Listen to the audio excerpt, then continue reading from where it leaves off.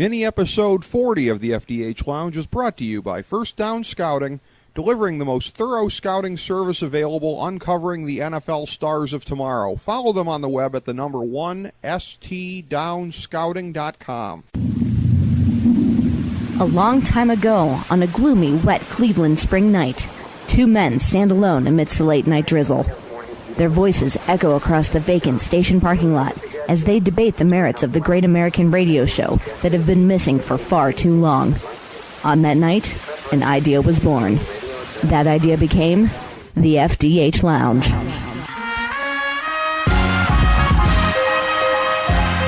Welcome to the FDH Lounge. All righty, Rick Morris, Kyle Ross here. We've been looking forward to this for a while here, breaking down some grappling here. Our final set of tapings, by the way, tonight. How appropriate. Yes. We don't have to kayfabe any of these future developments like the Four Horsemen losing the World Tag Team titles. Yes. Don't say anything, audience in Orlando, and please don't go on to the early precursor of the Internet to tell anyone about this. So, ironically, we're dealing with this time period here tonight. Conceptualize this idea. The period between the booms in pro wrestling, 92 to 96, the hangover of the 1980s wrestling boom to the precursor, the beginning of the late 90s, early 2000s boom that was going on here, Kyle. So we got a lot of different things here. We're going to take a look at the companies. Let's take a look at them heading into this time period here to start with. WCW pre-92. I want to just ask you a question before you get going. Gotcha. I'm sorry. I'm going to hold this train up all the way. Gotcha. What is your I don't know. You threw this out to me. You gave me these lovely topics here, and I can't wait to discuss them. Do you have a thesis about this?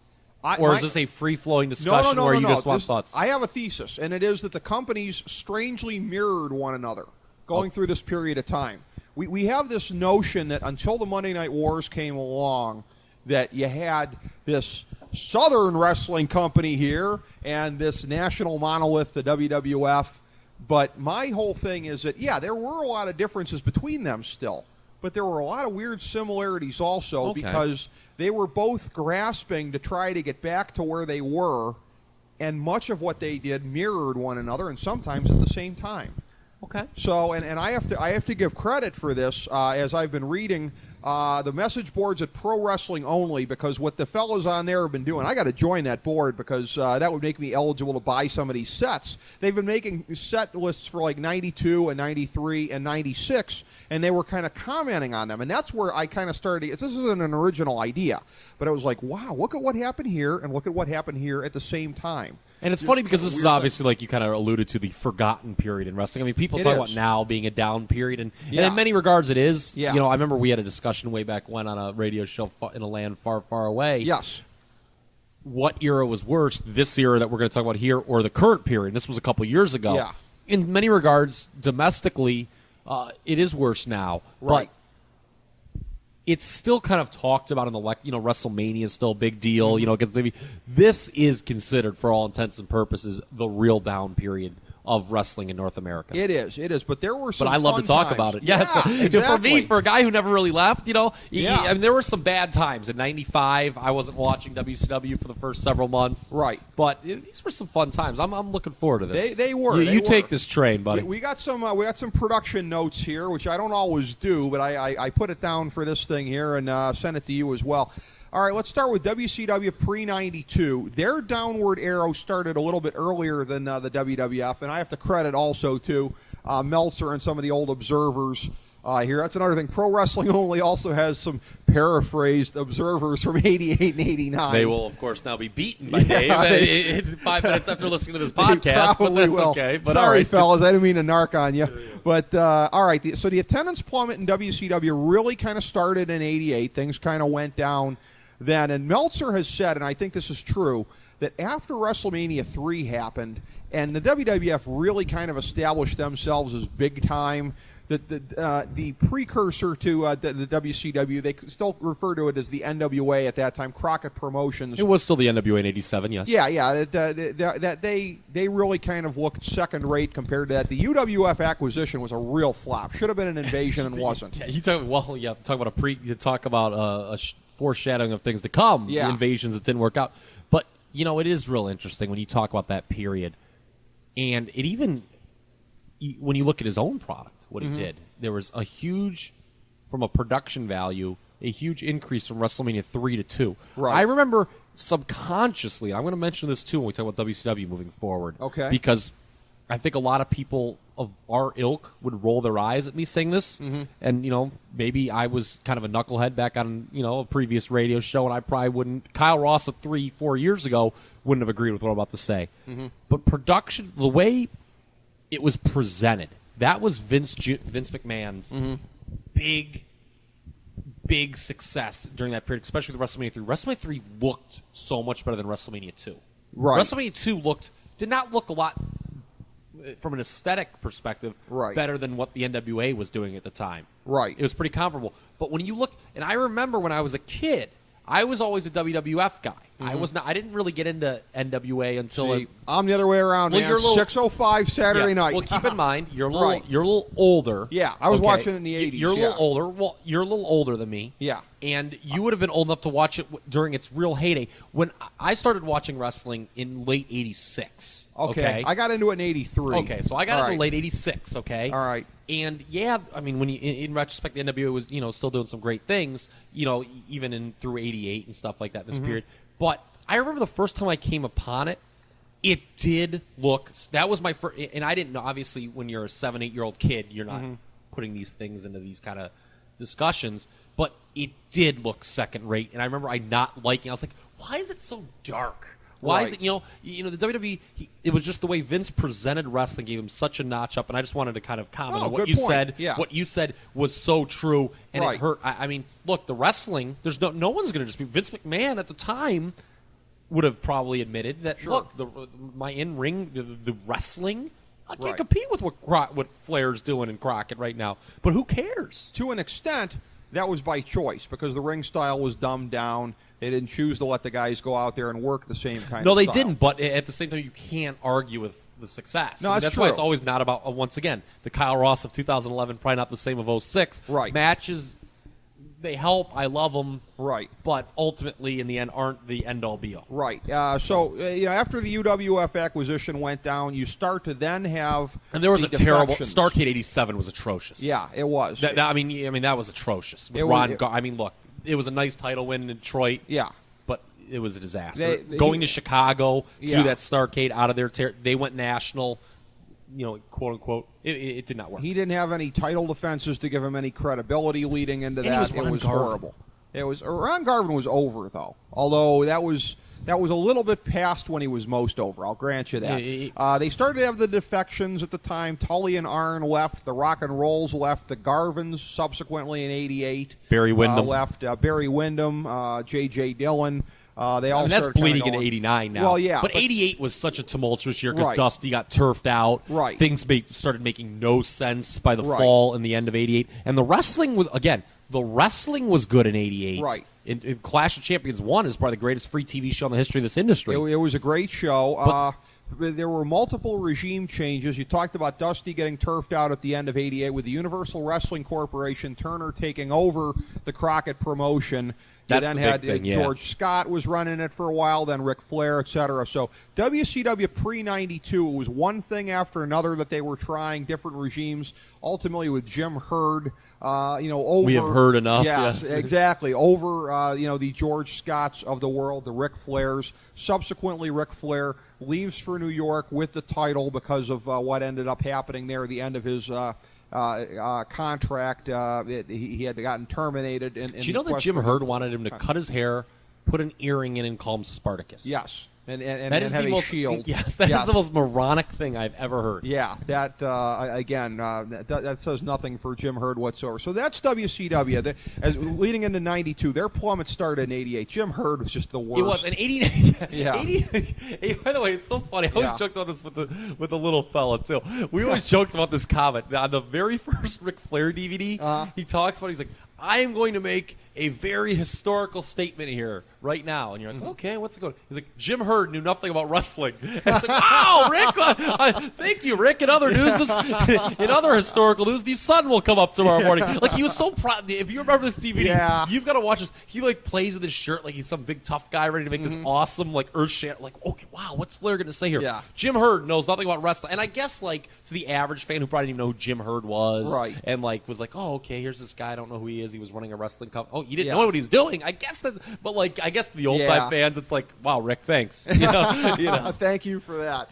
So so these are the things here, that it was a 4-year slope essentially from 88 into 92, which is where we pick up for WCW subsequently. WWF pre-92, the slide started later. The slide from the 80s really kind of started. The attendance drop first came in 90 after the Ultimate Warrior's title win.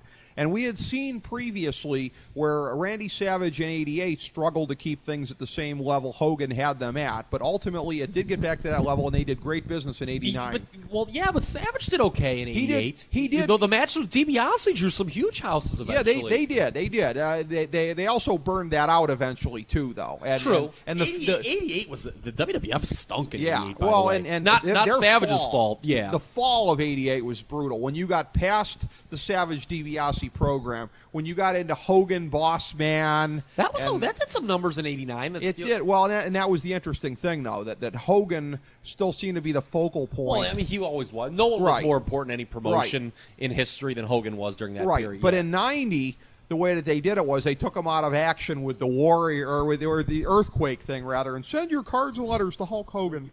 By the way, I've got this is not the first time. I'm about to make a very historical statement here, Rick Morris. Now, I've gone on this rant before about 90. Anyone who says, and again, hindsight's 20/20 and all. Anyone who thinks that they didn't make the decision to have the Warrior go over Hulk Hogan at WrestleMania 6 was wrong, those people are wrong. It was the right. If you put again, Rick, remember, put yourself back in that time period, 89. It was very clear that they were grooming the Warrior in late 89. I remember going in. I really wanted the Warrior to win that match, and I wasn't like some super smart mark typing on the internet. Obviously, at the time, I hate this Hulk Hogan in his repetitive matches. I wanted it to happen. I think, and I bring this up because you mentioned the Earthquake, they did the Warrior no favors in the Fallout. Hogan was still the focal point. I disagree. He was, because that Earthquake angle overshadowed everything. They gave the Warrior this terrible retread feud with Rick Rude. Yeah. Rick Rude was the guy who was kind of in the mid-card leading up to that. I didn't, but did you buy? No. Once again, put yourself at that age, 1990. I remember as a kid, I didn't buy him as a contender. Here's the other thing, though, and I was just listening to. He wasn't. The whole Warrior was not going to live up to Hogan's standard. There's no doubt about that. Well, Hogan, by and large, when he was champion, fought larger than life guys. Warrior fought, as you said, the same guy he fought the Intercontinental title for. And why did they not do Earthquake to me? Yeah, put Earthquake in the picture. It should have been Warrior Earthquake, because they had a little, again, this is really for the people who were around back then. If you remember, Earthquake was introduced by attacking the Warrior. Right. So that hadn't been resolved, really. Could have tied it back into that. So they did the war. Look, I'm not disputing history. He was a bad champion. Right.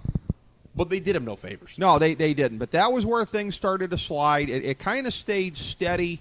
Then it really kind of plummeted again in '92, and that's where we kind of pick up with both companies here. That's a huge jump, by the way. Because you're right. There's the steroid thing did not help. Well, they stabilized when they got the belt back on Hogan the next year. Now, part of it was WrestleMania really blew up in their face, and deservedly so, the way they tried to exploit the Gulf War. That went horribly for them. Bob Costas pulled out of involvement with WrestleMania. I'm sick of this. But on a side note, I hate his halftime soliloquies on the NBC during the Sunday night game. They're so bad. True. But as we found out the other day, he's good at grilling kid touchers in the shower. Oh, he's good at that. Yes. He's very good. But it's fun. It's funny that they just, I guess, because they didn't want to admit they were wrong. Right. They probably should have just done Warrior Hogan in a rematch. Although that would have cost us the Great Warrior Macho King match. Yeah, that's true. But '91 things kind of stabilized. But yeah, that takes us into '92.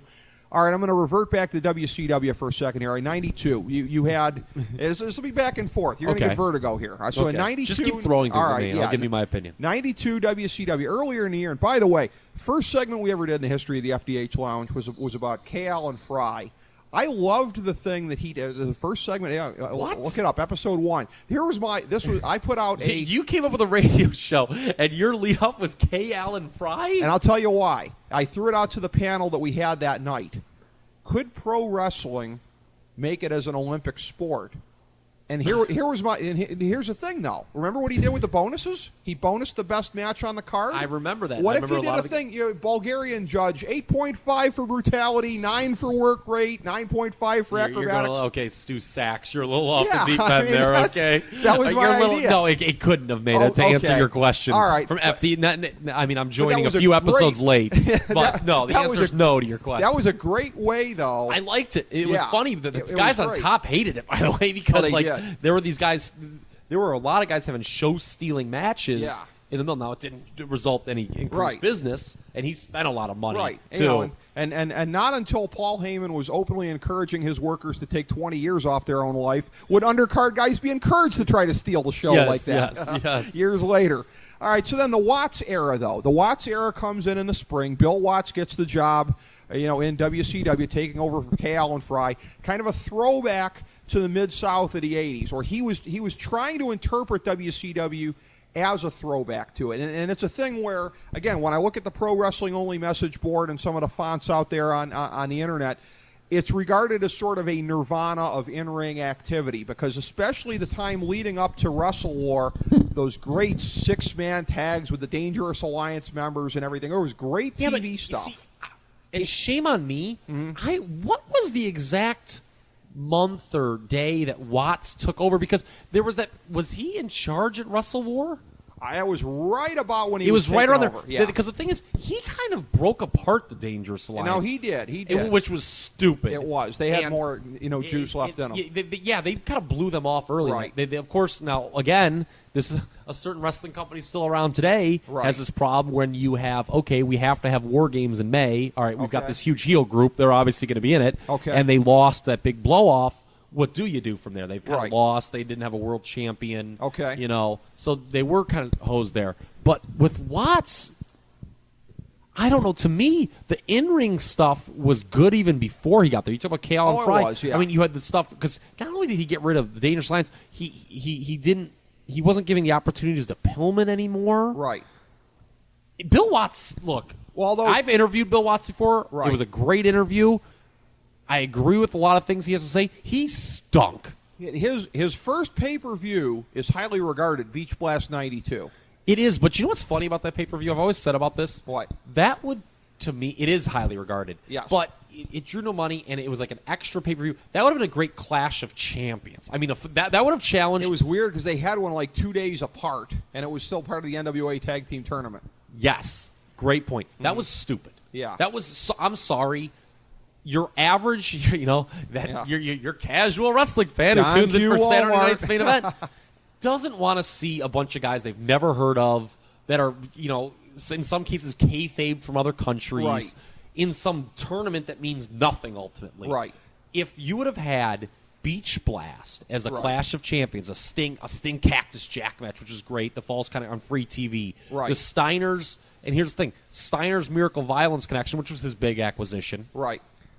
Doing a draw on free TV rather than pay-per-view, and that builds, because remember, that NWA tag tournament bled into the Great American Bash, and that was a bad pay-per-view. They did the world title change on that with Sting Vader, which I love that match. Mm-hmm. But that was such a that set the tone for a very depressing era, I think, for the fans with Watts, because what did he do immediately? Just kill the top baby faces in the territory. Sting lost clean to Vader, which I have no problem with if he's eventually going to get the win back, maybe, which he did, but it wasn't for the King title. of Cable. Yes. And then the Steiners, he really killed them all. I mean, the Steiners were so hot before he came. And they were Doc and Gordy's bitch. Yeah, he just beat them clean at that clash. Yeah. Remember, they impromptu, and the crowd was really psyched for that. The crowd was psyched for this stuff. Right. And again, I'm not saying that they should have won or whatever, they should have lost, but there was no follow-up to it. Remember, to me, it's like, it's okay if you're going to put the heels over like that to build, but Sting never really got the heat back. He had just when you look at that whole period, that second half of '92, right? I mean, I don't know what the court with WWE. It was just there was no direction. to me. It was awful. And I'm a big believer. I need there to be a dominant heel group. I need there to be a franchise heel group. And he didn't like Heyman. And replaced it with nothing. Yeah, well, Vader was good, but what did he do with Vader? I mean, Vader. There was no reason for Vader to get this huge. Vader, think about this. Yeah, gets about as clean a win as a heel got for the world title ever when he beat Sting. Yeah. Ever at that period. Right. Heels winning. I mean, he beats him. I mean, Sting misses a Stinger's, for those who've never seen the match, misses a Stinger splash, hits his face on the post. Vader just grabs him, power bombs him, pins him. Yeah. There was no cheating involved. Right. And then, so Vader's this huge monster heel. 2 months later, you just beat him with Ron Simmons, which I know you hate that decision. I know. And I agree with you that, but it made no sense. He wanted to recreate Simmons as the new baby because he had so much success with JYD. And that to me, I hate that. Well, hey, I did it with a black guy before. I'm going to do it with a black guy. Completely different kind of black guy. I mean, night and day tights. Yeah, JYD had athleticism versus charisma. Neither one had the whole package. I mean, it was ridiculous. But here's the thing, too. Also, bigger pond. WCW was a bigger pond. Much bigger pond, and covered much more territory.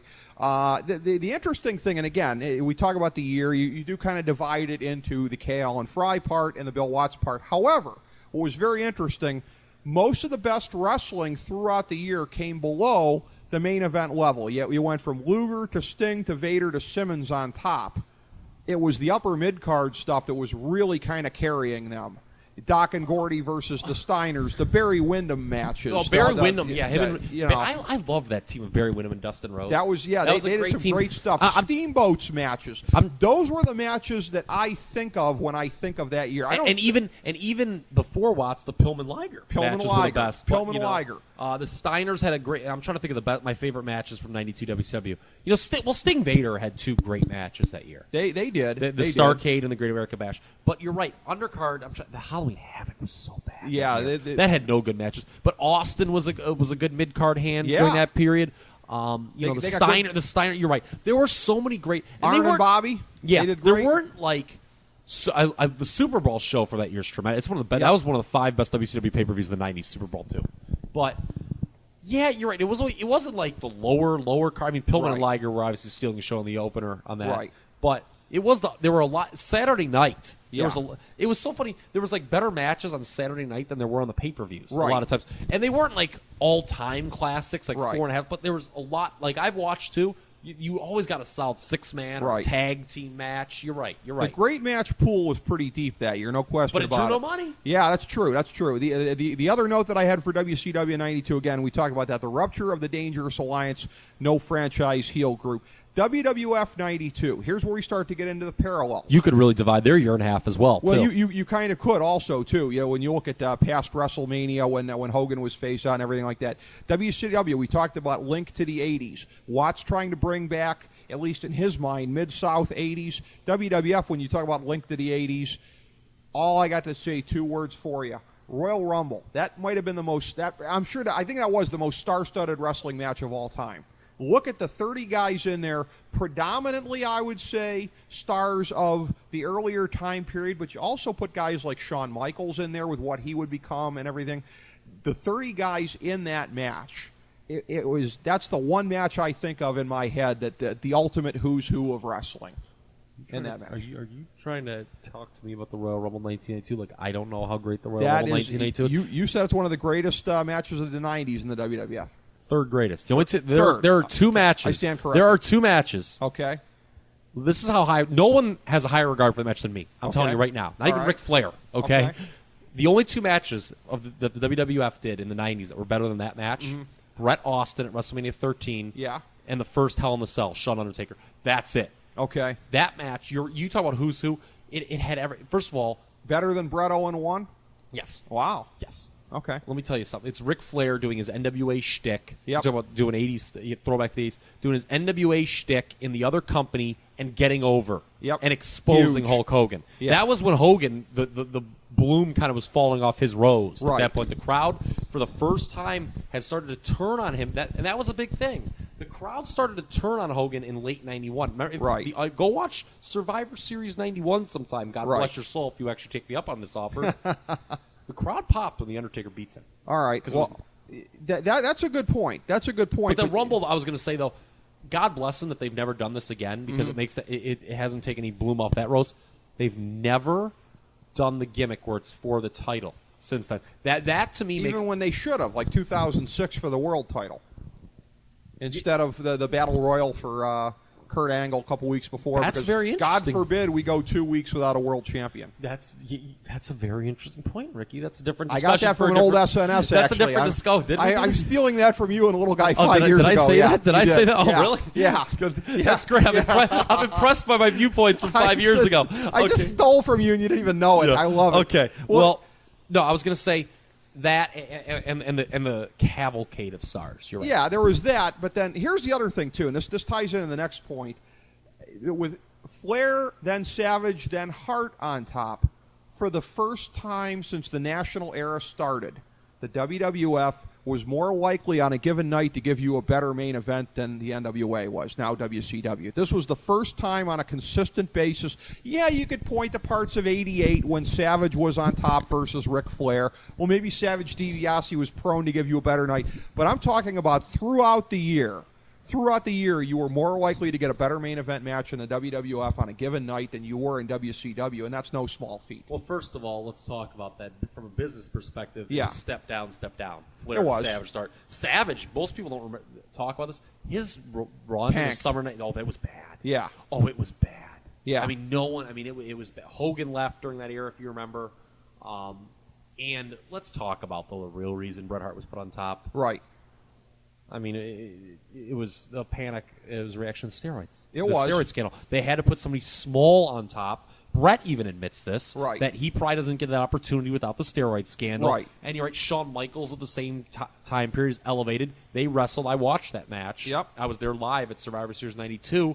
At the time, it was the best match I'd ever seen live. Yep. It's still one of the finest matches I've ever seen there live. As well, yeah. And you're right. It was really interesting there that for the first time, the WWE was giving you a good in-ring world title match. Yep. You know, something that never happened during the Hogan era. Yeah, it always was successful at the box office, which ultimately is what matters. Right. But Hogan never had a great match on pay-per-view in No. world. I mean, I couldn't even tell you. I would love to figure that out to Like, give you what an was his answer. best What one? was his best world title match in ring? He had some good. First of all, it would be a house show match. If you factor in It'd be, atmosphere, it's hard to top him and Andre. oh, you're just talking about the pay-per-views and stuff like that? Yeah, it's hard to top It that. is, but that... Yeah, but you're right. You're right. As far as the pay-per-view, because you got such a limited pool. Because a lot of times he was in Survivor Series matches. His matches against Savage were pretty good until it got stale. But the yes, his match was Mania he also 5. his matches against not looking beyond pay-per-views. He had some good matches. I like his matches with Harley Race in '87. Yeah. Okay, those Texas Death matches, those were good. Orndorff, those were always pretty good. Right, those were. If he was in with somebody. Now, you and I talked about this off air too. The other thing that parallels between the companies in '92, the draining of the mystique with the world title. Ron Simmons and Bret Hart, one day upper mid-carders, the next day world champions. It happened a little more than 60 days apart. Ron Simmons in August, Bret Hart in October. I'm not sure at the time which I regarded as more shocking. I'm not a fan of taking guys who are perceived in that way. It was Bret Hart. Probably Bret Hart. Because Simmons had actually had a very brief run at the top in fall of '91. With Bret Hart, as soon as it happened, I was like, this is like a throwback to Bob Backlund. This is like before the national era. This is like rock and wrestling never happened. I didn't think that. I was just shocked. I remember. I was like, yeah. But it was like, but they'd always pushed a world champion on over-the-top charisma. I just couldn't believe that was the case. It was a definite move in a different direction when they put the title on Bret Hart. And at the time, I remember being very... it was interesting because I remember at that time, I was kind of like, I had noticed wrestling wasn't... It was funny because when Survivor Series came to Cleveland the first two times, it was a huge deal, especially that first time. Yep. And I remember, talking to... I remember wrestling was really popular, all the kids my age, and I'm sure yours too, in grade school and through middle school. will talk about it. Yep. But I remember when that Survivor Series 92 hit, I remember like a lot of people like from my school didn't really go to it. Like I remember like mentioning it and people like, oh, like you're going to like you know. The bloom was already kind of off the rose. Yeah. It was, and you look at that, but it's a thing where I would argue that there's residue to this day of what happened 19 years ago with Simmons and with Hart, and it's easy to make too much out of it, but demystifying the world title. Oh, okay. You had a. I was just my train of thoughts. No, but that's that. No, here's my thing. Do you know what that's a result of too? What? Even back then, and it's certainly amplified today, as you see, they feel the need, and this, you know, I remember I've kind of know. I used to always be. I'm always even to this day kind of anti-title change, and I think you are too. Yeah. I don't like the title changing a lot. I remember there was a when you really started to see it change during the periods we're going to talk about, the mid-'90s. Yep. I would just root for champions because I didn't want to see another title change.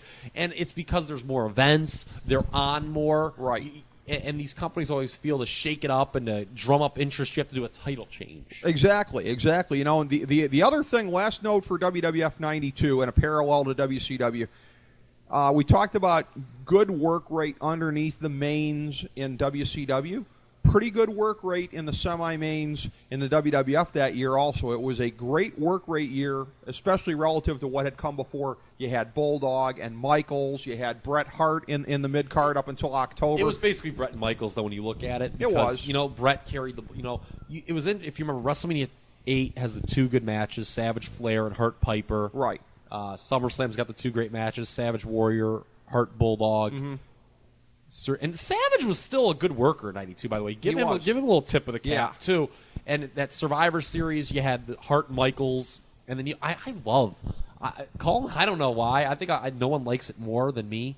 I love the Perfect Team versus Ric Flair Razor Ramon match. I liked that match a lot. The ending was kind of screwy. Oh, it was terrible. Should have ended on a DQ, and I told you off air, I thought Bret Hart needed to replace the Warrior in that match. He needed to be perceived as being a main event guy. Yeah, because that WWF Bret Shawn champion. thing seemed kind of. I'm with you. Leave it to the WWF of that era to present a WWF champion versus Intercontinental champion match and make it seem mid-card. Only WWF in that era could have pulled that off. It went on last. Yeah. I remember the build to that show, if you remember, because they did that awesome build where Perfect turned babyface. Yeah. That was so good, I remember. Yeah. I was because I was always a big Perfect fan. And when you're a kid, and I was a kid who always liked the heels, and you know when the heel turns face, you're always kind of fired. Yes, everyone likes the guy I liked. You know, I told, and I remember I was real fired about that. But that going into that show was presented as the main match. Yeah, But Hart Michaels went on last. Yeah, but which seemed surprising. It was at the time. I remember I was when I was there with my uncle and my brother, and I was surprised when the tag match was on in the middle. Yeah, but I mean, given the ending they did, it made, I mean, sure, it makes sense. It did make a lot of sense. Yeah. So we've already established parallels in '92. There are parallels every year. A lot of them in '93. This is the throwing crap at the wall year for both companies. A bad year for wrestling. Very bad year. The desperation. WCW again. It sounds weird to say because Vader was on top just about the whole year. But there wasn't, and that would imply stability, right? No, they were going in a million different directions. The main event picture still had Vader on top, but that did not connotate stability at all. Well, it was underneath. He was the one bed that you could count on that year because they gave him in some cases, great challengers, and it went nowhere, and in other cases, bad challengers, and it went somewhere. That's true. It was okay. I mean, you know, obviously the Simmons thing did not work. Watts got turfed. They immediately, I mean, they didn't wait. I mean, I can't remember. It was right around the same time that they got rid of Watts. I mean, they just buried Simmons on a house show to Vader, and they put him right back in there with Sting. Super Bowl III is a great show. But you're right. It didn't seem like, well, no, he was the man. Vader was, at the time, when you look at the champions, Vader was better. He made the WCW title more prestigious than the WWF title that year. Okay. I'm going to say that. Vader was was the kayfabed wrestler of the year in '93. Right. Oh, he was, clearly. But again, the stability in the company was not there. It was a million different things. What I'm going to do, I'm going to rattle off a bunch of things, Kyle, and then when I rattle these off, after I get done with this, you tell me the things that bothered you the most, because these are all pretty stupid. Here's my list. Hollywood Blondes were put together, and they got broke up when they were hot. Granted, Pillman was out for a little bit, but you had to break them up. They force-fed a reunion of the Four Horsemen with Paul Roma when they couldn't get Tully Blanchard. The whole goofy Cactus Jack injury angle, lost in Cleveland, etc. Eric Watts de-pushed after his father was fired, but they still kept him face. They could have capitalized on the backlash without Bill there, and they kept him face for some reason. 2 world titles kept around even after the NWA designation was revoked. WWF cast-offs the Nasty Boys brought in and immediately put on top for whatever reason. New crop of talent, but no real direction and not a lot of talent in the bunch, especially as green as some of these guys were. The Cole Twins, Harlem Heat, the Shockmaster, Charlie Norris, Big Sky, and the Equalizer. The British Bulldog came in. He stayed near the top of the card the whole year and then left. They turfed him out late in the year when they couldn't hang on to him there. And then Road Warrior Hawk came back in, and there was a whole lot of, fake promises about a Road Warrior reunion, a whole lot of bait and switch, and they never did anything with that. So you never even mentioned Sid in there. Yeah, how Sid was brought back, was groomed to be the world champion. Yeah. And because the man's a complete maniac and attempted to kill Arn Anderson, the company wound up being somewhat saved at the end of the year. Yeah, by Ric it Flair. ended up being Ric Flair in there instead of Sid. And it's amazing to read back at the time that they wanted to build the company around Sid for whatever reason. As a babyface. As a baby. I mean, I can't even believe that was so... All right, let me just hit these things you talked about. All right, the Hollywood Blondes were obviously awesome. Yep. The reason they were broken up was not due to injury. The company panicked when the Clash 23, they main evented it against Flair and Anderson. It was Flair's first match back after coming back from, Flair in this time period leaves amicably WWF and shows up in WCW. That showed it a terrible rating. I believe it's the lowest rated Clash ever. And they got the blame for it? Oh, yeah. Well, what are they going to blame Flair? Yeah, that's why they were broken up. It was because they were the company panicked. They thought they stunk, and it was because of that rating they broke them up. Since when does a company do a 2-month panic move? Because keep in mind, in between the two clashes in June and August, you had the Great American Bash where they retained against Arn Anderson and Paul Roma. Could have done a title change there if it's panic. Yeah, but you know why they didn't? Why? Because Bischoff thought he was so smart, and remember they had instituted the Disney tapings. Yeah. So everyone assumed. Oh, remember? Yeah. That's when Bischoff was too smart for himself. Yeah. Everyone assumed that he was going to do the title change there, but he didn't which was stupid. I'll show you, smart marks. Yeah, in an era where the internet was such in its infancy to do that, and then he's like, okay, well, we'll do it at the Clash. Oops, Brian Pillman's now injured. We're going to have Steve Regal show up, and they're going to lose because they had to lose the titles there. So that was dumb. I mean, everyone agrees that the breaking up the Blondes way too early. The primitive nature of people disseminating things from the Orlando tapings. Attention listserv members. Yes. I am typing in the results from tonight. That's awesome. Now, the Roma thing obviously was terrible at the time. Although, you know what? In fairness, there's hardly... I did an inventory of it. There's hardly anybody you could have put in that spot. They didn't hardly have anybody there at that time. They should have held off. It was vintage, this era of hot-shotting crap. Yep. They wanted to do this is what's funny. They wanted. Remember, if you watch the Horseman DVD, they talk about how it kind of organically happened. There were 4 guys. They liked each other. They referred to themselves as the 4 Horsemen. Tully Blanchard makes the comment on that DVD. It's not like a company decided we want to have a group called the 4 Horsemen, right, and we're going to find 4 guys. In essence, that's what '93 WCW did. They're like, we've got Flair back. We want to do the 4 Horsemen. We've got Rick and Arn. We're just going to do 2 guys. Yep. And I almost I know this happened. To me, I just say it because it never was a 4. There never was 4 of them. Right. Is what's the great irony of it. Yeah. They never. It went from Ole being the 4th guy because he was in the J.J. Dillon role to it was. This should not. I mean, it was so bad. Most people don't even talk. Hindsight being 2020, it was so stupid. So you've unilaterally excised it from 4 Horsemen canon. It's like Rocky V. Rocky V didn't happen because the latest Rocky movie pretends Rocky V never happened. And it was a babyface Horseman group. Yeah. It would have been... Babyface Horseman can work, though, like 97, 98. Well, because there was the That could NWO. work. That Right. was great because, Right. again, it was we're not even getting to that, Yeah. but that was a different era. Right. That was, Bischoff had firmly put his stamp and things were working there. Exactly. And the crowd always cheered the Horsemen, Right. but they were better acting as bad guys. Right. That was atrocious.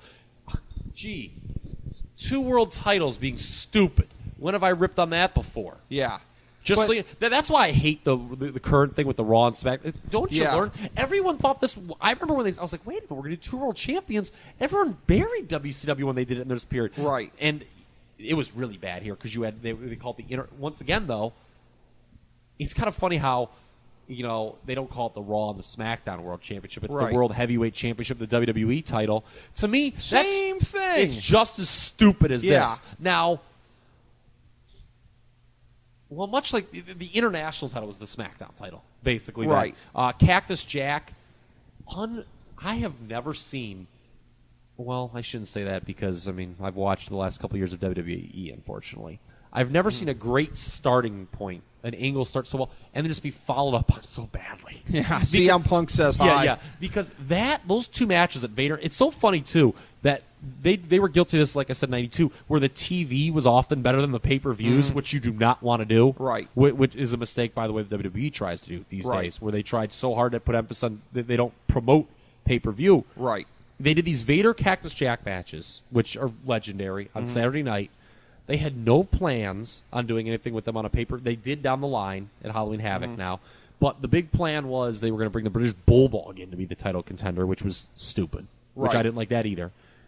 And they follow up with he has amnesia. That was Catherine White. It was he lost in Cleveland. That was terrible. And yeah, you brought up this young talent. They certainly New talent initiative. Yes, I would just call them young, okay, because there was Yeah. no talent in this group. Yeah. Just a Charlie horrible Norris, group. Yeah. Big Sky. Charlie Norris, late summer into the fall, was getting a pretty decent upper mid-card push. And then obviously the Shockmasters. And by the way, Yeah. Sid's idea for Harlem Heat originally, having Colonel Rob Parker lead them with chains.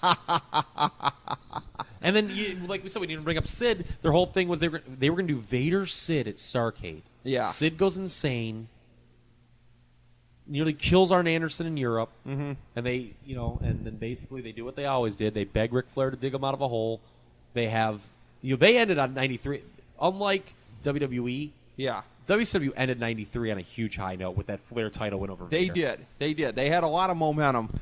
In the WWF, it's the same thing. The one macro theme for the year, throwing crap at the wall. I'm going to do the same thing here. I'm going to read these things off here, and then you tee off on them as you see fit. You go from Bret Hart on top to the panic move to Hulk Hogan via Yokozuna at WrestleMania 9 with one of the worst endings to a pay-per-view ever. Ultimately, back to Yokozuna at King of the Ring. The previous primetime wrestling show, this is the biggest historical note of the year, shoved aside for Monday Night Raw, which remains their flagship to this very day.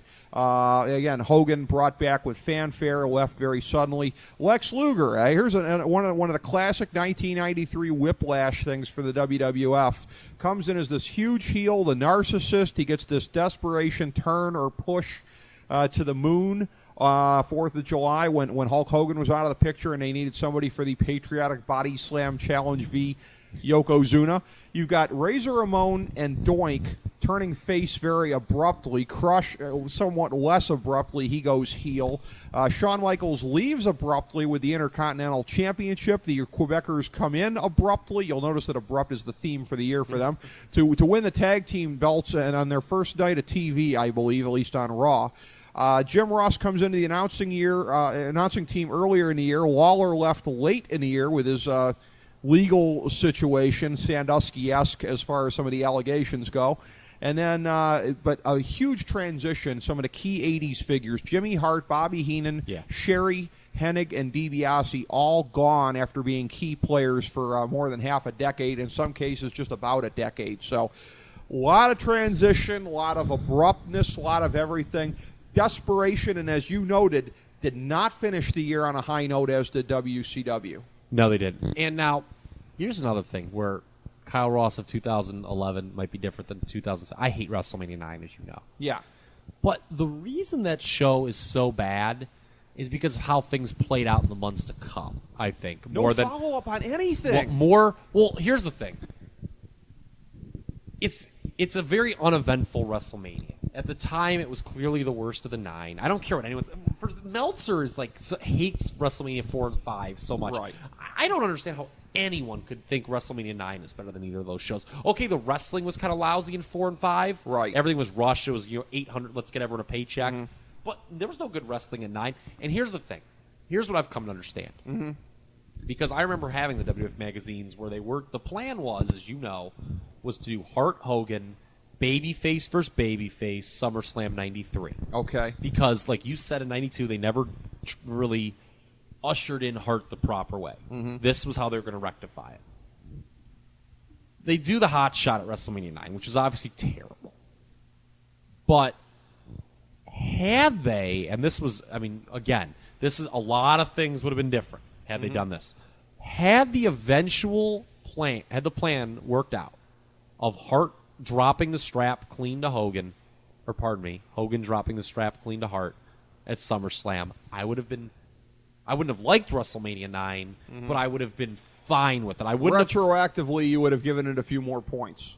No, I wouldn't have subtract. I wouldn't have subtract. Long-term planning. WrestleMania 9 is a terrible show made worse by a decision that they want to get by a decision that did not work out. This is interesting. So you're saying philosophically, a WrestleMania ending should never be used to set up a SummerSlam of the same year.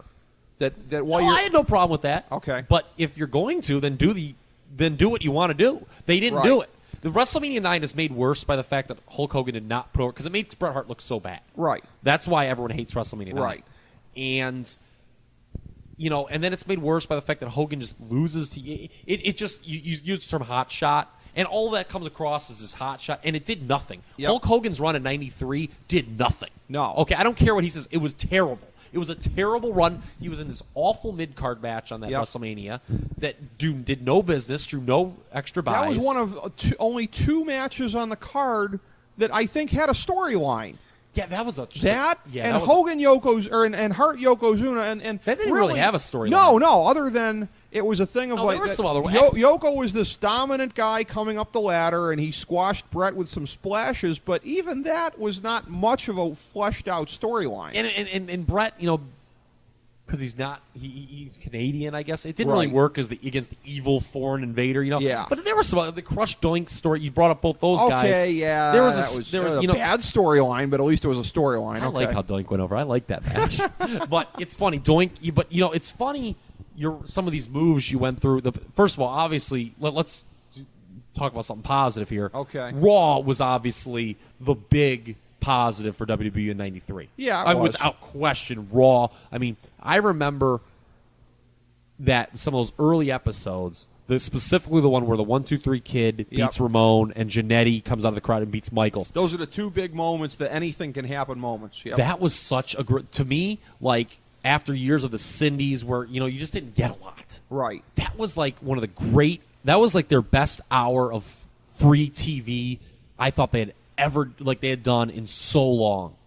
Since, going all the way back to maybe, the Savage Steamboat was that thing. On the same show? Yes. I didn't realize that. Yeah, that was on the same show. Okay. Yeah, that was unbelievable. Now, getting back to the top with Luger. Mm-hmm. What was funny is they had, and I wonder what the original plan was. I have to think that if you remember at WrestleMania 9, they had brought up this angle where Luger had knocked out, because remember, he was always doing, even as a face, with the elbow. Right. He had knocked out Bret Hart. Yep. At the WrestleMania 9 luncheon or something like that, okay? I have to think that the plan was, because King of the Ring, the whole time, the plan was to have Bret win to reestablish himself and then put him in line to face Hogan. Right. I have to think that they were going to have him and Luger. In the finals? Yes. Okay.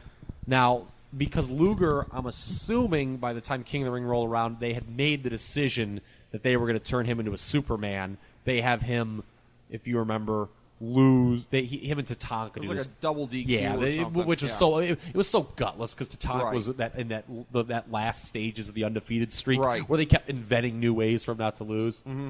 And they just wanted to make Hart look really good and have him have good matches on that show. So they totally changed. But I'm assuming it would have been Hart Luger in the finals because that's what I thought it was at the time it was going to be because they kind of, had pushed. Right. But that was dropped. And then Shawn Michaels attacking Mr. Perfect backstage. Where'd that ever go? they had a match at SummerSlam and it was very disappointing. If you That's remember, true. do you They remember? did. Okay. They hyped it. This is going to be That was like the one thing they followed through on that year. Okay. remember they hyped that as this is going to be the greatest Intercontinental title match of all time, and it wasn't. No, it wasn't. They didn't have chemistry together. I think. I don't think Hennig was kind of. I think they had. I think they might have promised him the Intercontinental title, and then they decided not to give it to him, and he kind of phoned it in. But Luger.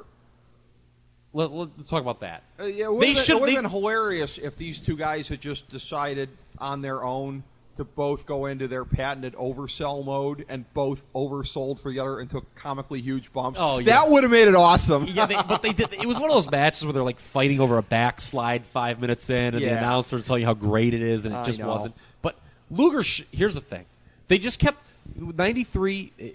WWF was bad decisions compounded by worse decisions. Yep. Okay. They decide that, all right, so the Hogan thing blows up in their face. Yokozuna's, the title's put back on him. They can't go back to Bret Hart because he's been damaged. So they they kind of take him out of the world title picture by doing an excellent feud with Jerry Lawler, which, by the way, doesn't end well because of Lawler's legal situation. Well, and they wanted Hogan without Hogan. Yes. That's why they prefabbed Luger into the Hogan spot. And Luger, you talk about guys being rushed in and creating a lot of excitement. If they were going to do the Luger thing, and they did the Luger thing, he should have won at SummerSlam. Right. Because Yokozuna was a terrible champion. That made no sense. But they remember that they did that huge celebration for winning by count out. And because here's the thing, McMahon thought, okay, I'm going to build this guy. The chase. Yeah, but he's never really been like, and he just cooled right after that. Right. Because look, everyone agrees that was a flop, that run. But it was really hot at first. I thought that USS Intrepid angle, as cheesy as it was good. Mm-hmm. And they should have just had him win the title. Now, what you follow up with, I don't know. If Luger I guess you do rematches, probably. Yeah. Which aren't going to set the world on fire. You had Ludwig Borga come in. I guess you just have him fighting off all these foreign people, Crush from the evil country of Hawaii. Okay, I know that you view Hawaii as an evil place, for different reasons, but just because we got fake Kenyans there. Okay, now stop it. But the other things you have listed here real quick. Ramon should have been turn face. The crowd dictated that turn. Yeah. If you go back to WrestleMania 9, a terrible match. The crowd was cheering him against Bob Backlund. That was so random how they did it. DiBiase's making fun of him. It was do it in a better way. Yeah, it worked. I have no issue with it. It worked because he was over and he was the Intercontinental Champion of the Year. It was great. The Doink turn was atrocious. That character just run its course, I think. It had. Anyway, turning him face and baby face. Lamed it out. I heard subsequently part of the reason they did that was that they were terrified that they were going to lose advertisers because they had an evil clown. Like pervert connotations and stuff. That makes sense, but he was so good as an evil clown. He was. The situation with the other belts in the fall, IC and the tag belts, just like, what is going on Michaels, here? I think there was a failed drug test or a contract situation. Yeah, that worked. I have no problem with that. The Quebecers was because it's interesting. I remember that just came out of nowhere. You talk about that came out of nowhere. I remember I was like, it was so they did that bizarre province of Quebec, which was kind of cool. But again, with the Steiners and the treatment they got from Bill Watts, talk about these parallels. Here they get the shoddy treatment by the WWE when they come, or WWF when they come over. Yep. Because I do think there was a plan in place for them to get the belts back. Yeah. But they were already kind of wearing out their welcome. Scott Steiner, I think, had a suspension that fall for something. Yeah, and I think that there was contract problems. So, I think they wanted to work Japan, and that Vince would never allow that. They were getting the Crush heel turn, by the way, while not historically significant at all, was okay. It worked okay, and they got a good match with him and Savage. I liked the angle. It was fine. And it was an okay use of an over-the-hill Randy Savage. By the way, I want to ask you, did you ever see the and this is a completely random comparison here. You ever see the ESPN 30 for 30 one on, I think it was June 17th, 1994, of all the things that happened that day? I own it. I love that one. It's my favorites. Okay. If they're ever going to do a reprise, September 13th, 1993, I think it was the 13th, you had, that was the Quebecers there, you had the Middle East peace ceremony, the Oslo thing on the White House lawn. Remember that? The handshake between between Israel and the Palestinians. The handshake on the White House lawn with, I think it was Rabin and Arafat. That was that day. We're going to compare that to the Quebecers title change? The debut of Conan O'Brien on NBC that night, and the Browns-Steelers game on Monday Night Football where Metcalf ran back the punt. That was kind of like the last great moment, the last great thread to the Browns of the 80s. The Browns were like 2-0 and then went in the crapper. Or was that the 49ers were against? But it was like, that was a day also, Kyle, of like a bunch of big, weird, random things all on one day. It does not surprise me which day ESPN chose. Well, would you agree this should have been a close second? All right, fair enough. A dark horse candidate. Yes. Dark horse candidate. Okay, yes. Right, we'll move along. Yeah, but no. To your thing, like to me, I don't know who was ahead. I mean, I talked about WCW ended on a much more positive note, and the WWE was certainly in early '94 make some very both companies. It's interesting now. You talk about let's just roll into '94. Let's do this because I'm going. Yeah. '94. Both companies in the first half of '94 made a lot of positive moves mirroring each other. Right after '93 was awful. Both companies stunk in '93. But they both committed to new directions in '94 and stuck with it. Well, not really. For the first half they did, and they worked. The Vince McMahon, I loved the ballsiness of what he did with his world title situation in the beginning of '94. Putting it back on Brett. Well, yeah, obviously, okay. but the way it was done was let the crowd decide. Yes, okay. For him, it was for the way he's always ran that company. It was so outside the box and was so different that I know not a lot of people remember it. People just think it's so great because of the formality that Hart gets the belt back. But the way it was done and the way he came to his decision was so outside the box that I really respect it. Okay. The Rumble was obviously the tie finish. Right. It was interesting. My brother and I, we bet each other. I remember that Rumble. I had Luger. He had Hart. So, okay. So I remember no one win. Yes. We were both cheering. No, we were not cheering at home. But he did that. The real reason they did that tie finish is because he wanted to see who the crowd would react better to, and Hart overwhelmingly won the crowd over that night. If you remember, Hart gives an incredible performance that entire night where Owen had turned on him. They did that angle. My God, will John Harbaugh do that to Jim Harbaugh in the NFL this year? But, and they did Owen officially turned heel early in the show. Brett comes out selling the knee. He was the star of the show. Luger, God bless you. It wasn't working anymore. So, but I love the WrestleMania 10, the two world title. Again, it was just different. I remember going in, it was cool. You didn't know who was going to come out as the champion at the time. Because Luger, you're like, God, they rode him this far. Are they going to just host him? Yeah. And now originally people say that he was supposed to beat Yokozuna and then just lose Got it to drunk Hart. and blabbed about it to the newspaper. Yeah. That's the urban legend. Yeah, and what's funny is I think it's better that they didn't do that, even if those, because it would have just made him look even more of a chump. Yeah. I think that he held, Yeah. Because, so, that period, and obviously you do the ladder match with Razor and Shaw, and that works out. Yep. In ring, Brett Owen obviously do their thing. Yep. In ring, the WWF was probably in '94 in general, the first half, because in Japan you had some things that were going on which were incredible. In Japan, I mean, you had the Super J Cup. That was one of the most unbelievable nights of wrestling ever. Right. Won by, the man who we don't like to talk about anymore. Canadian Voldemort. Beating great Sasuke in the final of an unbelievable one-night tournament. All Japan was on fire in '94. And WCW, which had kind of had to make a lot of concessions after begging Flair back, begging Flair to save them. Flair, he brought Steamboat back into the fold as a top player. Right. Austin was featured. I loved Lord Steven Regal during this period. Yeah. Two of the pay-per-views in this era, Spring Stampede and Slamboree, are two of my all-time favorite WCW pay-per-views. They were very good, but it was interesting because while the directions were really different, we said they both committed to them. In the WWF, it was the so-called New Generation: Brett, Shawn, Diesel, Razor, Tatanka, Luger, etc.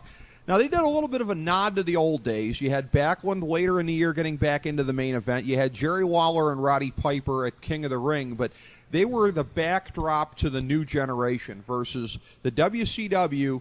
They went hard in the 80s direction. The first half of the year was different. Yeah. I have never seen a year in any company where you talk about demarcation lines and whatever, drawing lines. The first half of 94 and the second half of 94 in WCW, Kale and Fry and Bill Watts say hi. Yeah, I mean, well, that's true, but it just... No, you're right, though, because it was WWF light from Midsummer on. I mean, the culture was just... Yeah, 80s, I mean, the culture, the people, the turnover on the roster was incredible. Savage, Honky, Duggan, Beefcake, Jimmy Hart, Heenan, Sherry. And that was Bischoff. That was Bischoff. And look, exerting himself. Remember, we started this by talking about McMahon, the way he presented wrestling. Yeah. How he, we're sitting under these nice lights here in my in my kitchen right now. Bischoff, I remember he brought this up when I interviewed him with Disney, and people said, "Oh, dude, it's stupid. You're taping all this stuff." He wanted to make his product look more aesthetically pleasing. Mm-hmm. And I remember, and I agreed with him at the time. I'm like, you know what, Eric? Because I obviously, don't like the Disney tapings. In the long run of things, I don't think it mattered that much. The negatives, I think maybe they were overstated. But by going to Disney, I remember at the time watching WCW, like, WCW kind of looks better right now. Mm-hmm. You know what I'm saying? Right. I mean, I'm not trying to, after the fact, kiss Eric Bischoff's ass. But he did make it, although he decreased exponentially the in-ring quality of what was going on, he exponentially increased the way WCW was presented. And Hogan, I'm reading a lot about this now, this time period. Mm-hmm. And there's no doubt about it that it worked, as much as I did not like it at the time. Right. Now, initially it was okay because you still had the bleeding over of the previous era. You had the Dusty Rhodes angle against the Colonel Parker. And that's the thing. There's your nod to the old days in WCW. Just like the WWF did it at King of the Ring with the old guys, you had the same thing there. Dusty and Dustin in the War Games against Arn Anderson and the Stud Stable on the other side. Yeah, so there was underneath, there was a nod to the old days. And that War Games was pretty stupid because by that point you couldn't do blood. But right. The build-up was pretty good with Dusty cutting that unbelievable promo. Yep. Yeah, don't look for another partner. I'm your dad. I don't need a handshake. I need a hug and a kiss. Yeah. that is so good. I mean, you joke about it, but that was one of the great promos. That was an unbelievable promo. Arn turning on him. I love that turn. Yeah. The heel when Arn turns on Dustin. But here with WWE, with Backlund, by the way, that was never supposed to play out that way. Do you know the original angle was he was going to be possessed by Papa Shango? Yeah. Okay. And it wasn't intended to be anything. Bret Hart was supposed to feud with Jim Neidhart really hard that fall. Okay. And Jim, first who was terrible as a singles wrestler, obviously. I think there were contract issues there again, and that never really worked out. And Backlund got more over than they thought. That was kind of like one of those, wow, look what we backed into here. Right. But the New Generation, it's kind of funny that they always hyped that, but they were afraid to go all the way with it, I think. Because look at what it's funny that as much as, we say, oh, that was the era of Brett and Shawn, look what they closed the shows with. King of the Ring closed with that awful Jerry Lawler, Roddy Piper match. Yeah, that's true. Which both guys hate, and it was awful. It's one of the worst matches I've ever seen. Yeah, it was pathetic. It's one of those things that makes no sense. Like, you think those two... I mean, I guess they were obviously both past their prime. If you think you've seen a bad Styles clash in your life, you ain't seen nothing yet till you pop that one in. That was bad. Couldn't work together. And then for SummerSlam 94... closes with Undertaker. Which is, I mean, that was another huge flop. That was. They did. That was a huge flop. And there's no doubt about it. As much as I prefer Bret Hart to Hulk Hogan, we talked about how WCW ended 93 on a more positive note than WWF. Yeah. They certainly had more momentum ending 94 than WWF did. WWF now tried to make the huge move with Diesel, which did not work at all. Right. Well, WWF totally, because they had to get him, right, totally gave Hogan, as you say, the keys to the kingdom. Right. And he immediately made his mark by the original plan was he was going to job to Flair. He was going to come in, win the title from Flair. Yeah. He was then supposed to lose it back to him with the Clash. At the Clash, yeah. And then it was going to lead to the career versus career match in the cage at Halloween Havoc, which they still wound up doing, but it had far less heat because Flair didn't get his heat back. It was really by count out. Yeah. Hogan was like, I can't come in and lose to him already. I want a credibility. And to some regard, okay, that's okay, but the problem was with WCW, after Halloween Havoc is where, I'm sorry, yeah. I just I don't care if it's doing better numbers and it's doing better business. Right. As a fan, what I can't put up with this anymore. They had, and I think Hennig was supposed to come in, and I don't know what the original. I cannot imagine that when Hulk Hogan was signed, they're like, you know what we're going to do for Starrcade this year? You versus Brutus, a heel turned Brutus Beefcake. Yeah. Because that's the thing. As much as they had the momentum going, and history shows that they were doing much better than they were the previous year. Man, that ain't for me, man. No. I mean, it was bad. It wasn't for anybody. But it's interesting because we'll get to 95 in a second here. It shows you that in retrospect, Nitro started at just the right time because end of 93 through 94, we didn't like the things that were happening business-wise, but you're right. WCW was gathering momentum. 95 is when it was getting ready to really build. One quick thing before we get to 95, back to the Disney thing here. I think I have the solution to how they could have done the Disney thing and made it work. Here's my solution. Every time you did it not work? Not to interrupt. No, why it could have. Well, I'm saying did it not work? No, because... Do you think was it a failure? It was a failure because the results got out. You were boxed into months and months of stuff down the road. If you've shot something with Ric Flair with the world title in September and he doesn't have it, you box yourself in. Here's my solution to that, okay? At those tapings, you just cut to the guys in the ring. You don't show anybody taking off a title belt. In post-production, you refer to guys as being the champions or not the champions.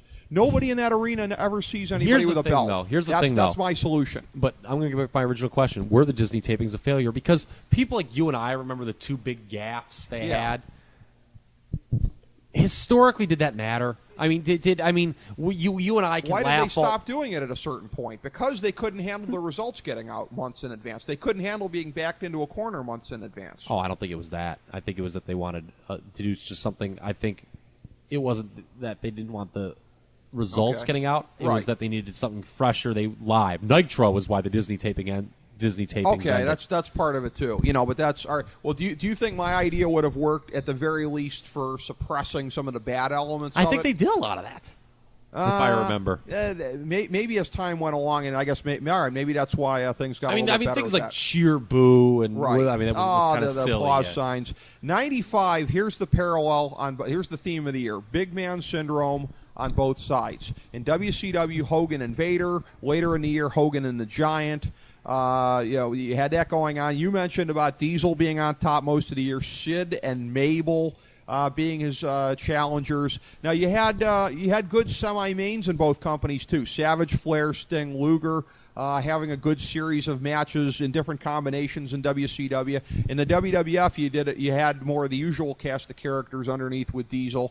Bret was back in the upper mid card. Bret, Shawn, Lawler, Bulldog, the Bret and Lawler kind of feud earlier in the year here. That was bad, though. That was kind of bad, but Bret was having good matches though with guys. I mean, the feuds with Lafitte and Hakushi were horrible, but the matches were great. Yeah, and don't forget about Isaac. Don't forget your boy Ike Yankem. Okay, all right, that was the exception to the rule. That was not a good thing here, but it was a thing where. You had the belt being taken off of guys here at a certain point in time. You had the belt getting taken off of Hogan to set it up for the World War III Battle Royal. You had the belt coming off of Diesel later in the year when they decided that his thing was a flop and Hart was going to carry it to WrestleMania. So you had a lot of parallels, but again, the big parallel as I see it through the year, big man syndrome on both sides. You had Hogan in there basically playing the Hogan of the 80s in WCW 95. WWF 95 seemed to be going for what they hoped was going to be the modern Hulk Hogan in Diesel. My parallel is that both companies stunk. I mean, 90... but you're right. You've told me off air you like the early Nitros, and I do too. That's okay. Now, you caught me. Yeah. The first 8 months of 1995 for both... I remember I loved wrestling. Was like my favorite thing when I was a kid, man. It was even more than sports. I looked so forward to Saturdays, and then I looked forward to Monday Night Raw. You know, a little bit more. I mean, it wasn't as big. I mean, people weren't as into it in school and stuff by that point. But I remember I wasn't watching WCW at the beginning of '95. I have in my huge tape collection. There is a huge hole in the beginning, and I just when that Starrcade came and it was Hogan, it just did not interest me. I remember when they revealed Beefcake as the mask. I was like, oh my god! And they contrived to bring back Flair earlier in the year with the bad stips. And you knew Vader wasn't going to beat Hogan, and I just wasn't watching that. Hogan no-sold the powerbomb. Yeah, well, that's you know, to me, you just knew it didn't matter. I mean, that was just icing on the cake. You just knew he wasn't going to lose. Right. And with WWF, I gave it a try because I was always, as you know, a huge Shawn Michaels fan, and I knew that he was going to wrestle in the main event at WrestleMania 11, or at least the world title match against Diesel. And I was like, all right, I'll give this a try. You know, I might as well just keep watching through. But I remember I had no anticipation going into that WrestleMania. Like as a kid, I always would look so forward to WrestleMania, and here I was just like, God, I don't know about this wrestling anymore. It's like, is it time to give it up? And I just didn't care. And I do not have a lot of vivid memories the summer of '95 about wrestling. SummerSlam '95 was Diesel Mabel. It is that is one of the worst. I mean, you talk about just Hogan Beefcake sucking. You don't wake up at night reflecting back on Make a Difference Fatu? No. You know what I'm saying? It's like there are things that, I mean, you know, my memory for this stuff is pretty crazy. It is.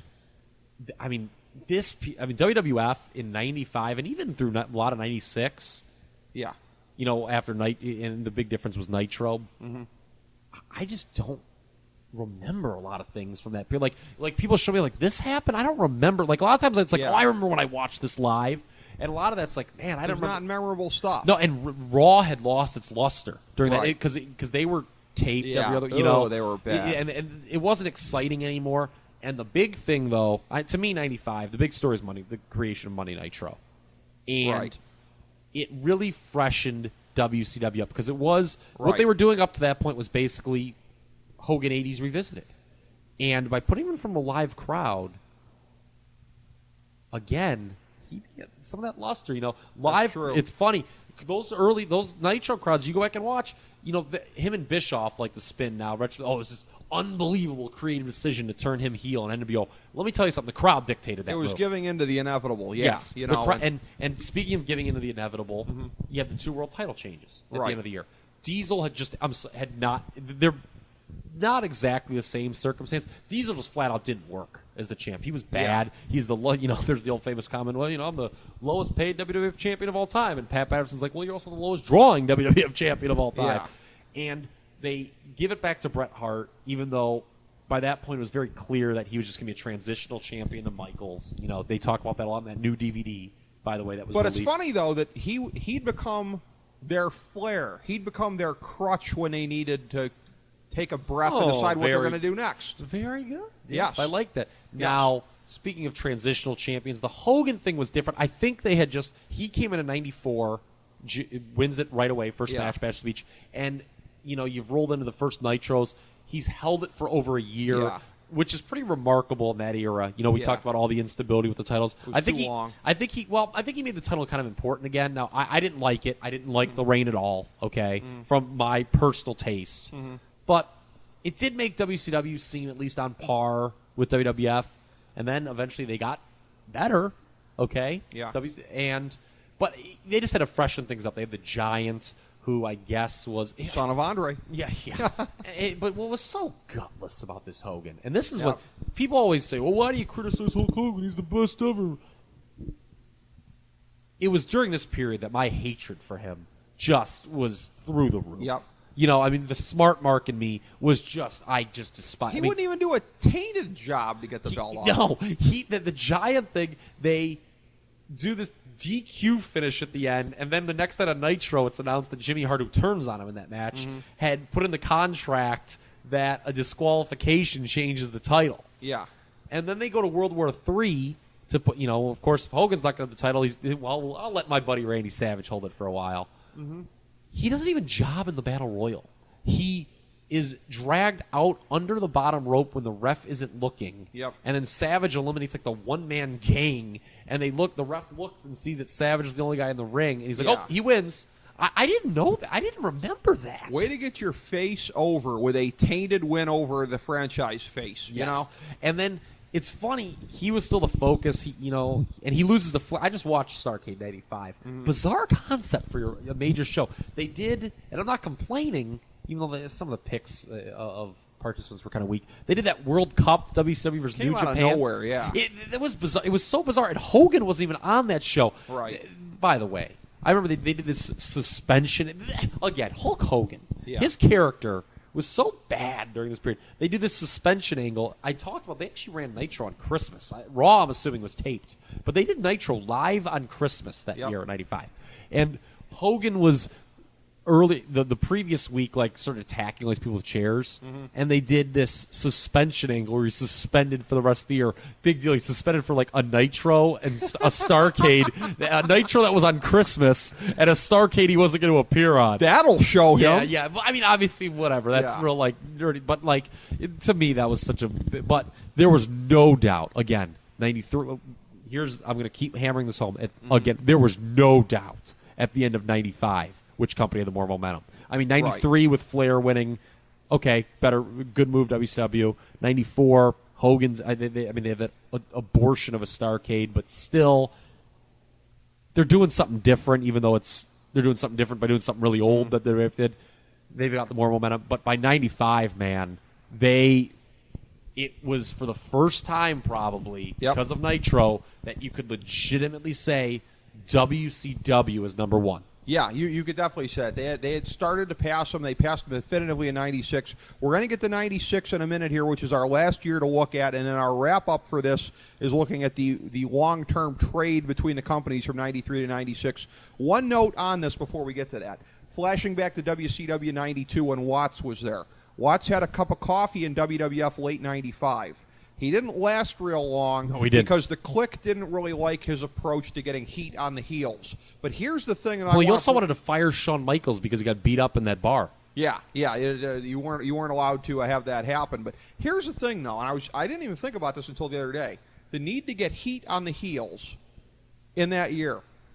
What an unbalanced face-heel roster. When on the one side you have Diesel and Hart and Razor and Michaels and The Undertaker, and how many guys on the other side had that much heat on them? I mean, I'm not defending them for pushing Mabel, because that would, much less for pushing Mabel with the name Mabel, but still, they hardly had any heels with heat on them. Which is why they went 3 straight babyface champions during that period. And it's funny because I don't know what the original plan was. Brett calls Shawn out on this new DVD that they do. Have you watched the DVD yet? I have not. I can let you borrow it if you'd like. Nice. Okay.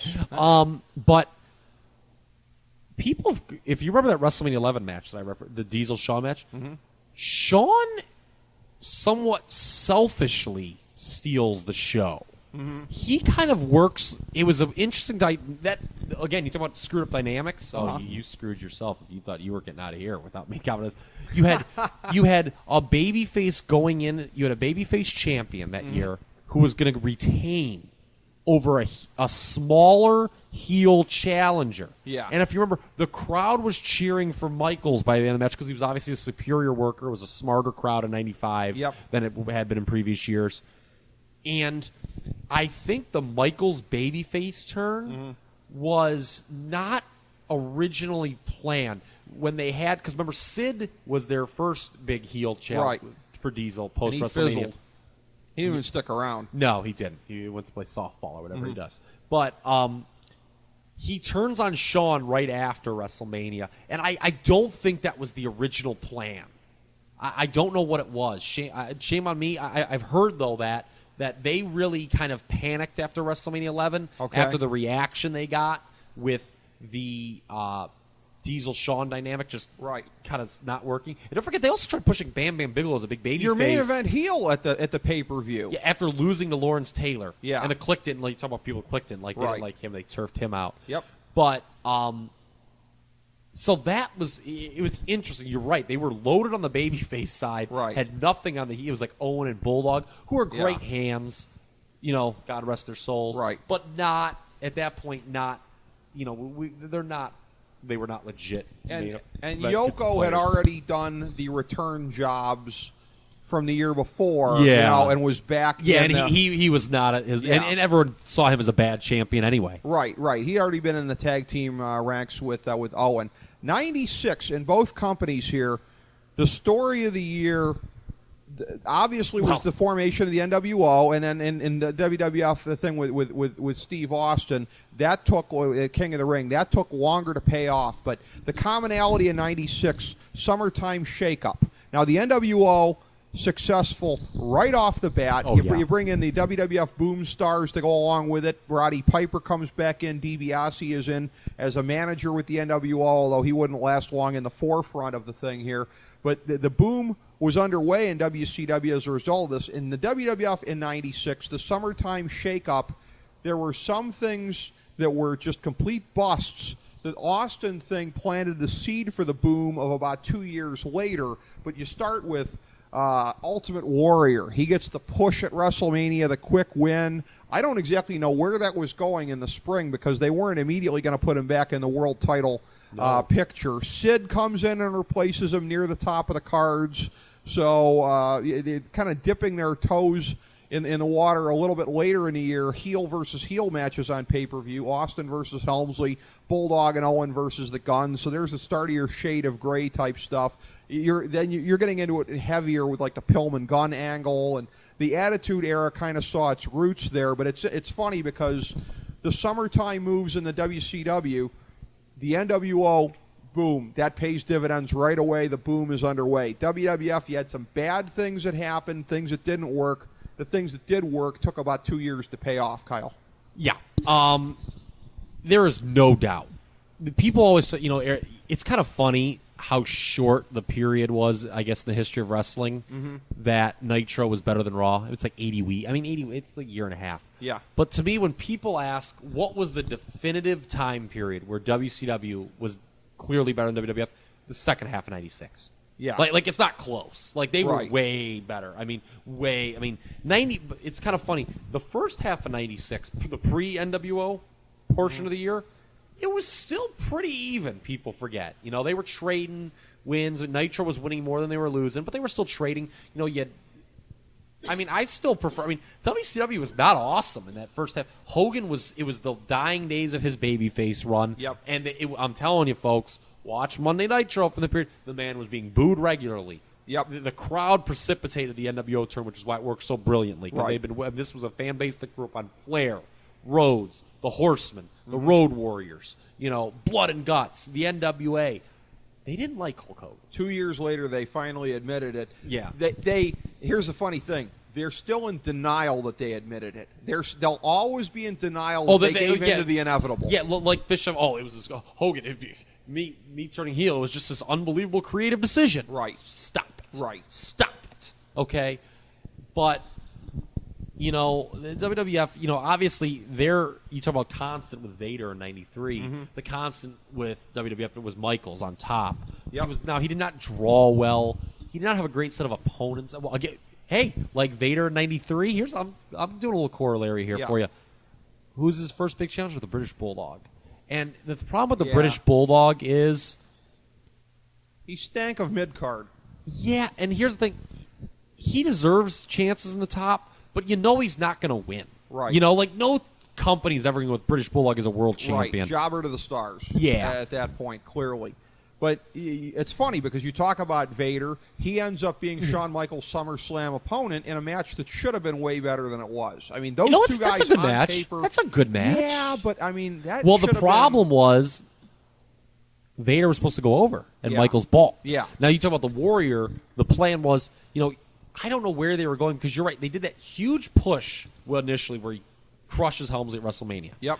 But then they didn't do it. They had a feud with Jerry Lawler, right? In that over a bizarre, over like a painting. Remember that was really stupid.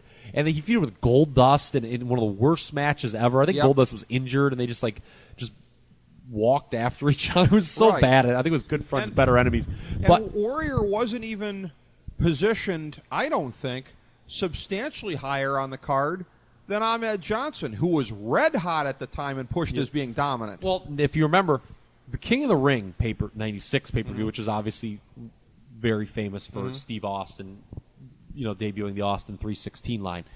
But that show has a really hot ending where Michaels goes over the Bulldog, and it's a pretty good match, a very good match, actually.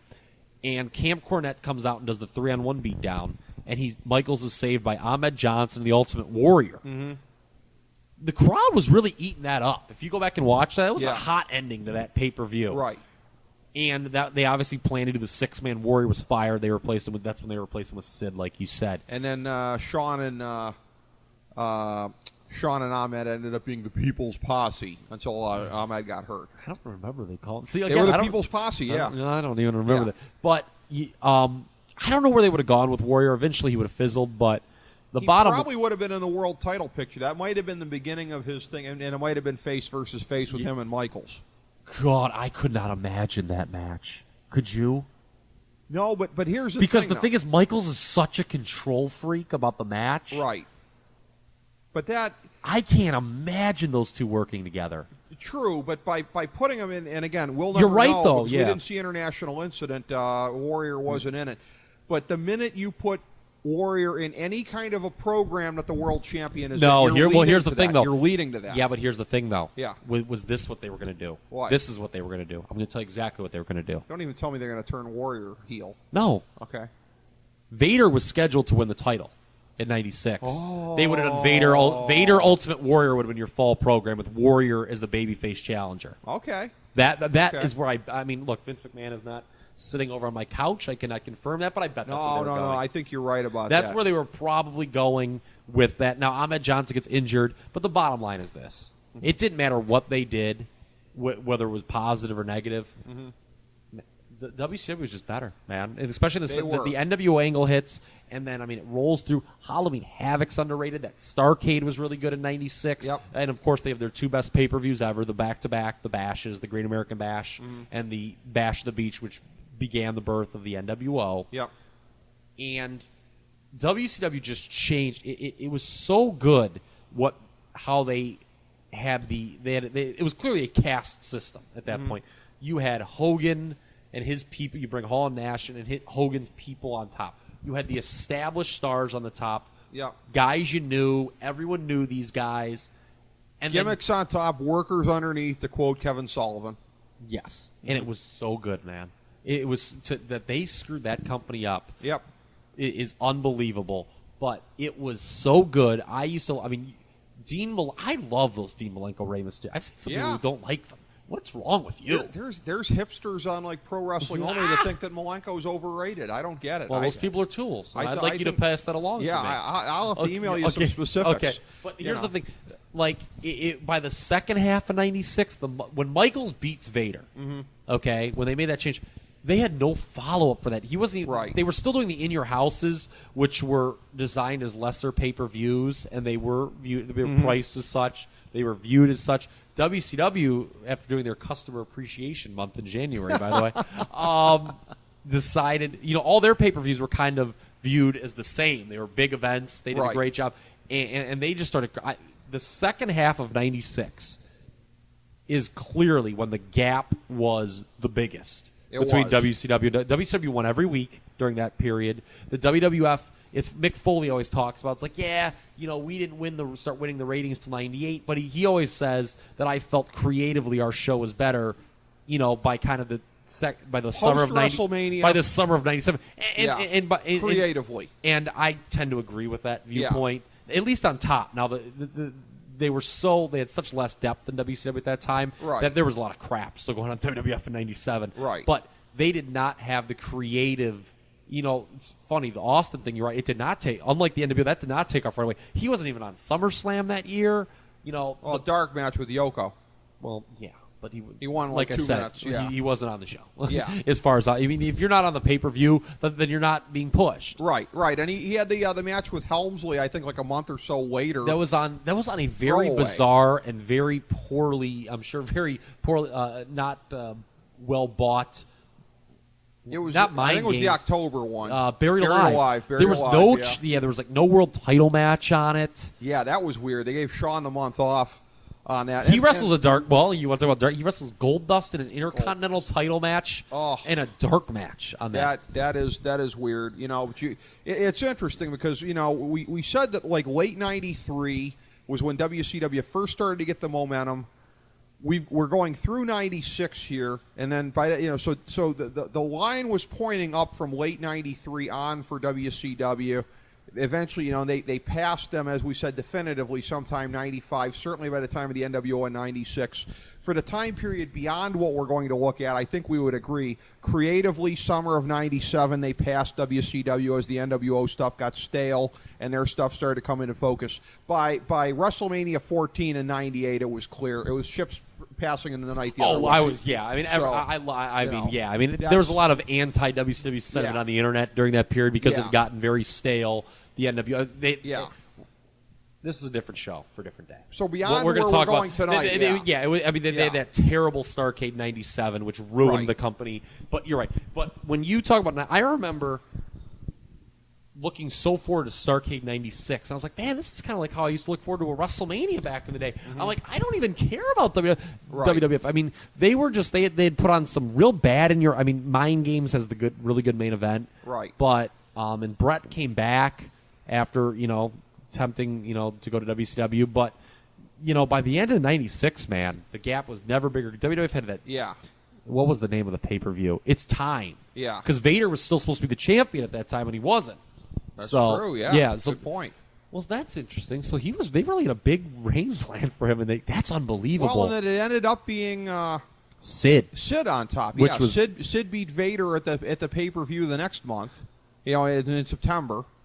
And then he ends up. I guess that was the number one contenders match. Then he ends up winning it from Shawn at because Shawn deemed it okay. Well, by that point they were like, Shawn, you got to lose, man. It was but I'm assuming the plan was still Michaels to win it back in San Antonio from Vader. He probably would have won it back. Probably, I assume he would have won it back from. Right. And then here's an interesting tidbit. I'm just going to leave you at this. Okay. On this DVD I learned, the Shawn Brett match that never happened because Shawn lost his smile was never going to be a world title match. Okay. I did not know that. I assumed it was going to be Shawn jobbing the title back to Brett. Okay. Shawn was supposed to job to Brett, but it was not going to be a world title match. Okay. The world title match all along, because Vince panicked, and they both. This is cool about the DVD. They both criticized Vince a lot for preferring big men. Mm-hmm. It was always going to be Sid jobbing the Undertaker. That was always the plan. Not always. Okay. But early part of the year. Okay. That was the plan for the world title match. They wanted to he wanted big guys with the big man syndrome again. And the funny thing about that whole scenario, and this isn't to excuse Shawn. Okay. But where would Steve Austin have been in that scenario? And instead, because Shawn lost his smile, Steve Austin became the biggest superstar ever. Eventually. I mean, so you look at somebody like Steve Austin, eventually he wasn't going to be denied. Yeah, would it have taken another year But you talk about tipping points, Malcolm Gladwell? Oh, that's true. Okay, WrestleMania 13. Oh, it was. Two things to close with here tonight. One, the period between 92 and 96, and this is something that came to mind a little bit more recently here. With the monthly pay-per-views, this was the time from the beginning of 92 to the end of 96. You were used to seeing, in that period of time, that was the transition to monthly pay-per-views. Yeah, 95 is when WWF joined the parade. Yes. And here's the thing. When we look at somebody like Jerry Lawler in a territory that was CWA champion like 300 times, okay, here's the thing. Why it's so rare when we talked about Hogan's year-plus title reign before. John Cena's won in 06 and 07. To me, that was like 5 or 6 years in the old days, and I'll tell you why. Because 92 to 96 is the period of time that made the major territories more like Lawler's old USWA, because you have to keep the title moving when you have that many things, when you have a monthly spotlight kind of a thing. Because like in the NWA back in the day, you might not even have Ric Flair on a show on Saturday night. You'll probably have him on or at least mention him, but you didn't have. When you have constant spotlight on a world champion, you treat a world title more like a regional title, as far as you can't have excessively long title reigns. We saw that dynamic come into focus. Yes, I remember, and I brought up. I remember I started with just root for. It got to the point where I would root for Chick because I was like, I was just anti-title change. Right. I believe in that. Look, you do have to shake it up. I'm not saying that you need to go back to Hulk Hogan 3 years as world champion. That wouldn't work now. But I do think they were way too hurt. They were too jumpy with it. Right. Because look at WCW when they built themselves back up. Mm-hmm. Hogan, I didn't like it. I thought it stunk. Creatively, it wasn't my cup of tea. He was world champion for 15 months. Right. Steve Austin, when they rebuilt, the world title has to mean a lot. Right. Which it doesn't now when you have two split world titles and they both change all the time. Right. Thank you very much. Yeah, that part of it really stinks. All right, last thing for the night here. I don't know exactly how you would call this. It's not exactly a trade, but the transition that you saw in the companies between 93 and 96. In 93, each company had a crew of guys where hardly anybody was over to whatever degree. I mean, even the ones that were over to whatever degree, it was not nearly to the extent you wanted. In 96, a lot of wrestlers that weren't over in one company went to the other company and were over, and vice versa. This was a lot, and I factored this out. There were 12. I'm going to say the 12 top wrestlers as far as how they were used in each company in '93. 7 of them in each company. 7 of the 12 would go to the other company, and in most cases be key players. Here's the 5 WCW guys in '93 that didn't go to WWF in '96: Sting, Flair, Davey Boy Smith, Rick Rude, and Ricky Steamboat. Actually, Davey Boy. Yeah, Davey Boy did. All right, so that makes it 8. Okay, Sting, Flair, Rude, and Steamboat. In the WWF, the guys who were there in '93 and in '96: Bret Hart, Yokozuna, Shawn Michaels, Undertaker, Jerry Lawler. Here's the list of guys that moved. They were in WCW in '93 and went to the WWF in '96. Big Van Vader, Davey Boy Smith, Dustin Rhodes, Cactus Jack, Barry Windham, Sid Vicious, Steve Austin, and Brian Pillman. The WWF, guys who were there in '93 who were in the WWF or WCW in '96. Hulk Hogan, Razor Ramon, Lex Luger, Rick Steiner, Scott Steiner, Ted DiBiase, IRS. That doesn't even include Diesel, yeah. Diesel, because he wasn't a key player in '93. No, he wasn't. I mean, he wasn't even really. He was kind of a fill-in guy. Yeah. When somebody was injured. What, if anything, accounts for this? That guys who in one company just couldn't get over, weren't used right, whatever, 3 years later you have this massive transfer and guys are over in the other companies. It was a good time period to be for the talent, is what it was, because you had heavy competition. Okay. And they were willing to try new things. And much better booking? Is that an obvious component? Not always. I mean, let's take. Okay. I mean, I can go through this. I mean, okay, let's see. Vader was his WCW. He never got to the heights in WWF they did in WCW, because in many ways he was kind of a retread. It was like you viewed him as kind of a guy who'd worn out his welcome in WCW, right? And so he didn't work as well. Dustin Rhodes, a radical character change. You know what? A lot of these guys were really repackaged. I mean, for every Sid Vicious and Brian Pillman who weren't, or Cactus Jack, certainly. Cactus Jack, Dustin Rhodes, Barry Windham. Now Barry Windham for the worst. Cactus wasn't really repackaged. Well, I guess Mick Foley, yeah, by that period. Mankind was yeah, he was. He certainly was. I mean, still psychotic, but a different shade. Yeah, and that really worked. Barry Windham was atrocious in WWF. You know what's interesting? Barry Windham should not count even. The Stalker was so bad. That was. Sid, he was essentially the same character. He was probably better in WWF. He was better in WWF, I think, just because the pool, he was a big man in a smaller pool. Right. Austin, major repackage. Pillman, history suggests he was his WWF run was not great because of injury. Right. It just wasn't. I mean, he did the gun angle, but he didn't really make his mark that much. It's amazing. The guys going the other way, by and large, weren't repackaged that much. Isn't that amazing? Well, not when you consider Eric Bischoff never really was. He just took them the way they were, man. But, in a lot of ways... Well, it just shows the different mentality. Yeah. Vince McMahon would never do that. Right. Oh, God, no. Oh, God. If it's not... My fans never heard of them if they weren't here. Yeah. He literally didn't exist until he signed that contract. Yeah. So Bischoff didn't hate... And to his credit, it was different. Mm-hmm. But you're right, Hogan... Hogan was certainly better in 96 than he was in 93. Yeah. Razor Ramon is interesting. Because I'm going to tell you what. his career highlight is clearly walking out on a Nitro that night. Yeah. But from that time period, I mean, when it was just hit before once Hogan turned, he was important. Obviously, he was one of the He was obviously the third guy in the pecking order of the NWO.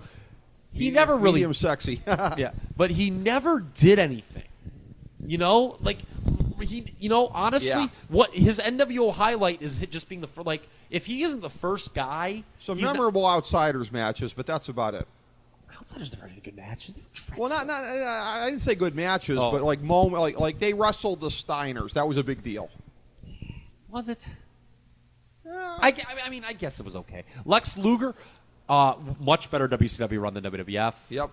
He was over incredible. It's interesting because he didn't really get over till '97, and as my thing went out right there, the Steiners certainly had a better WCW. Some of these guys eventually got repackaged. Hogan eventually becomes Hollywood. Steiner eventually becomes Big Papa Pump. And then guys like DiBiase and IRS, they don't even matter. I mean, by and large, no. that was. But like we said though, Nash wasn't on the list. Yeah, but he was a major player. No, yeah, I don't know with him though because he's another guy like Hall. Was his career in WCW better than his WWF career? I think it was much better. I think it was much better. Do you? Because he wasn't a 10-month failure on top of a company. He wasn't a sucking gaping hole. I guess if you bring up the career of Kevin Nash, see, I don't know about that actually. I would have to think a lot. We'll talk about this off air. I don't know if he's better known for his NWO run than Diesel. Maybe this makes me a hipster because he was like the 1A. He was the LaMarcus Aldridge of the NWO. Yeah, but he was a 1A on a championship team, Kyle. Yeah, that's true. I mean, yeah, you're right. Versus Gilbert Arenas on a bad team jacking up 30 shots. You're right. WCW was more successful when he yes. You're right. But was it because of him, though? Or, I mean, he was part of a very successful angle, but when, and once again, not to give that no-good piece of garbage Hogan credit, but when it was Nash's time to grab the ball, WCW started stinking.